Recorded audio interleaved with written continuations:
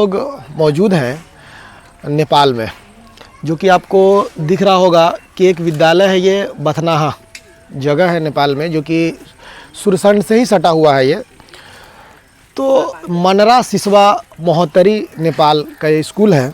और भारत का रिश्ता नेपाल से हमेशा अच्छा ही रहा है, क्योंकि उसके पीछे कई कारण हैं, जिसमें से राजा जनक जी की जो बेटी है, पुत्री है, जिन्हें हम माता सीता के नाम से जानते हैं, उनकी जन्मस्थली जो कि इसी नेपाल से सटे हुआ जिला है हमारा सीतामढ़ी। राजा जनक जी की पुत्री माँ सीता, उनके पिता यहीं से बिलोंग करते हैं, नेपाल से ही।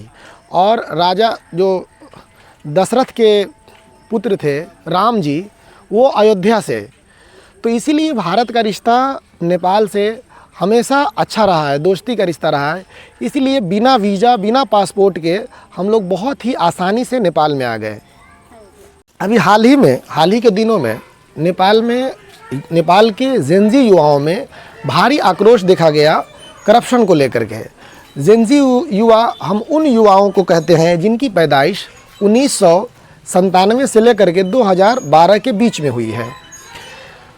तो अभी हाल ही में नेपाल में एक तरीके से जो वहाँ की सरकार थी, केपी ओली की सरकार, जो कि उनको भागने पर मजबूर कर दिए यहाँ के जेनजी युवा। जैसा पता होगा आप लोगों को कि ये जो चीज़ें हुई सोशल मीडिया बैन की वजह से हुआ। नेपाल के युवा इस जेनजी प्रदर्शन में सबसे ज़्यादा जो नाम चर्चित हुआ वो बालेंद्र शाह का, जिसे हम बालेन के नाम से जानते हैं। वो पहले सिविल इंजीनियरिंग की पढ़ाई किए नेपाल से, उसके बाद उन्होंने एमटेक किया भारत से, और एमटेक करने के बाद में वो रैपर के बाद में काठमांडू के वो मेयर के चुनाव जीते।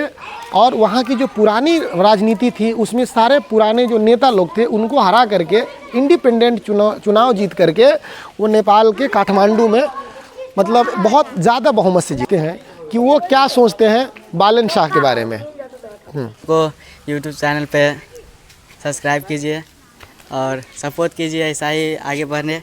और बालेन शाह के बारे में बोल रहे हैं, बालेन शाह सर है, ये नेपाल का है। ये अति एकदारा गांव हुआ बालेन शाह सर का, वार्ड नंबर 2 में है बालेन शाह का घर। वो रहता है काठमांडू में, ऐसा ही। क्या स्कूल का क्या नाम है? श्री भाई गुलोचंदा माध्यमिक विद्यालय बथनाहा। बथनाहा नेपाल में है? हाँ। अच्छा,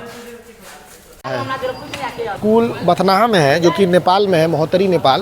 लेकिन अभी स्कूल में पठन पाठन का कार्य बंद है। आप लोग जानते ही हैं कि अभी मतलब कुछ ही दिन पहले मतलब तख्ता पलट हुई है अभी, जिसकी वजह से अभी कोई अस्थाई सरकार नहीं बना पाई है। नेपाल में हमेशा से जो है राजतंत्र ही रहा है, राजा का शासन वहाँ रहा है। नेपाल जो है लोकतंत्र को लेकर के उतना ज़्यादा मतलब ये प्रैक्टिस में रही नहीं। करप्शन को लेकर के युवाओं में, और करप्शन के बाद में युवाओं में जो सोशल मीडिया बैन की बात हुई उसको लेकर के बहुत ही आक्रोश हुआ। और आक्रोश में जो है नेपाल के सरकार को एकदम यहाँ के युवाओं ने, वहाँ के मंत्री का ही वीडियो आप लोग ने देखा होगा कि दौड़ा कर उन लोगों को वित्त मंत्री हो गए।